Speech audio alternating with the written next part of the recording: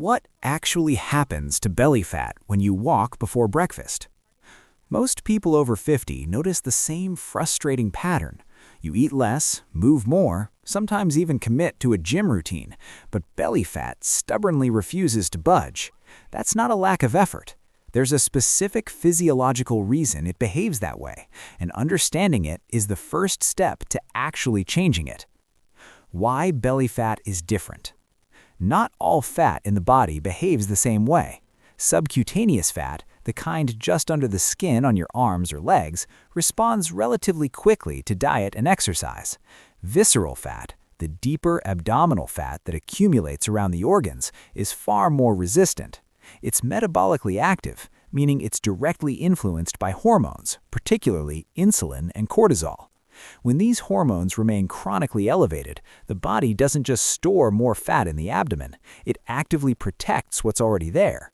This is why standard calorie cutting alone rarely flattens the stomach, especially after 50, when hormonal changes make this even more pronounced. The morning metabolic window. After 8 to 10 hours of overnight fasting, your body enters a distinct metabolic state. Insulin levels are at their lowest point of the day. Liver glycogen, your body's stored form of carbohydrate energy, is partially depleted. Growth hormone, which plays a role in fat mobilization, tends to be naturally elevated in the early morning hours.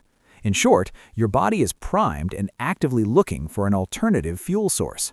This is the window that makes fast morning walking uniquely effective. What happens inside your body when you walk fasted? When you begin walking in this fasted state, your body quickly recognizes that glucose availability is limited.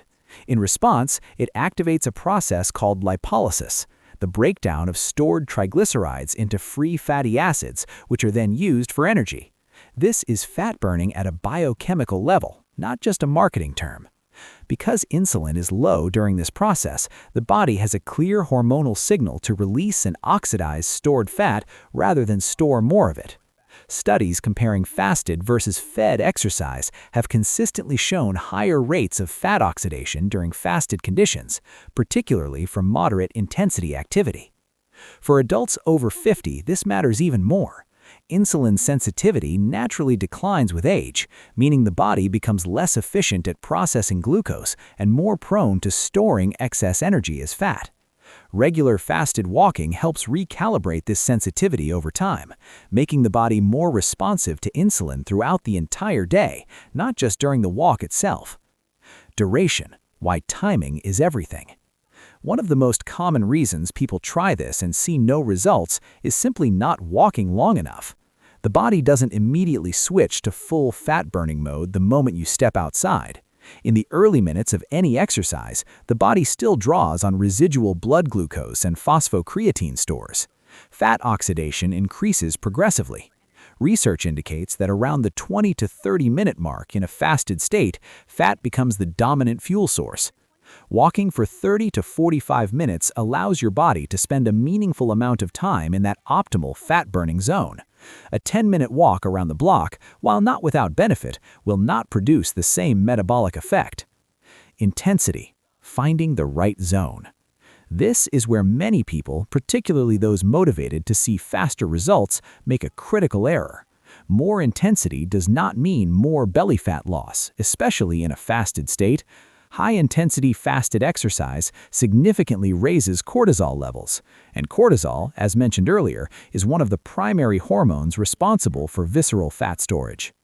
Pushing too hard, too fast on an empty stomach can actually work against your goal. For adults over 50, there's an additional concern.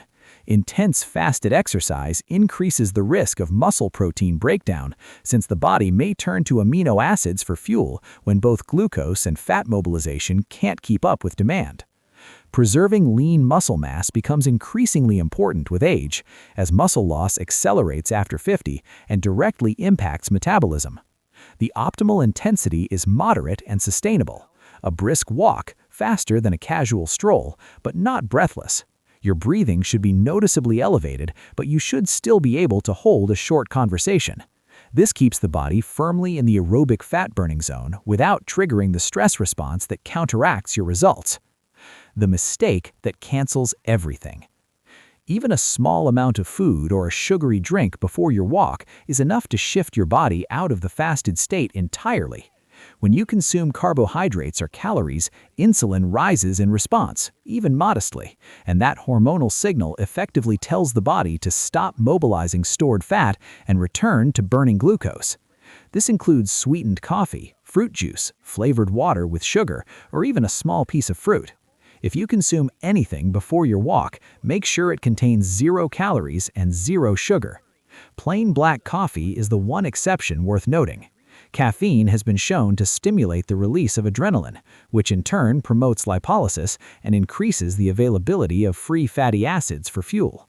Some research suggests caffeine can improve exercise performance and endurance without breaking the fasted state.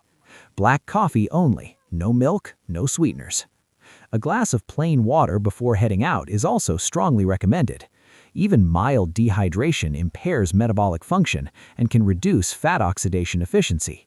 Starting your walk well hydrated gives your body the best conditions to perform the process you're trying to activate. The cortisol connection. There's a second, often overlooked mechanism through which morning walking targets belly fat, and it has nothing to do with calories burned during the walk itself. Chronic stress keeps cortisol elevated for extended periods, and persistently high cortisol is one of the most well-documented drivers of abdominal fat accumulation, especially for adults over 50 who may already be dealing with age-related hormonal shifts. Gentle morning movement, especially outdoors with natural light exposure, has been shown to help regulate the cortisol rhythm, supporting its natural morning peak and helping it taper down appropriately through the day. Sunlight also plays a role in serotonin production and circadian rhythm regulation, both of which influence stress, sleep quality, and metabolic health. So the walk isn't just burning fat directly, it's reducing the hormonal environment that keeps depositing fat in the abdomen in the first place. You're addressing the problem from 2 directions simultaneously. What realistic results look like. It's important to be honest about expectations. Fast morning walking is not a rapid transformation tool.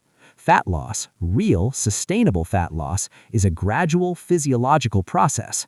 Think of it less like flipping a switch and more like slowly turning down a dial. Week 1, you may notice nothing visible. By weeks 3 and 4, energy levels often improve and the metabolic benefits begin compounding.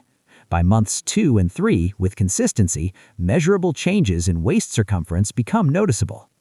The power of this habit isn't any single walk, it's the cumulative effect of repeated daily sessions that gradually shift your metabolic baseline, improve insulin sensitivity, regulate stress hormones, and steadily reduce visceral fat over time. The simple protocol: wake up, drink a glass of water, walk for 30 to 45 minutes at a brisk, moderate pace, eat breakfast afterward. Repeat daily. No gym membership, no equipment, no complicated routine, just a consistent, scientifically grounded habit performed at the right time, in the right way, and the patience to let it work. For adults over 50, that simplicity isn't a limitation. That's the point. Sustainable habits done consistently outperform intense programs that get abandoned within weeks. And this one, done every morning, has the potential to produce meaningful, lasting changes in both body composition and overall metabolic health.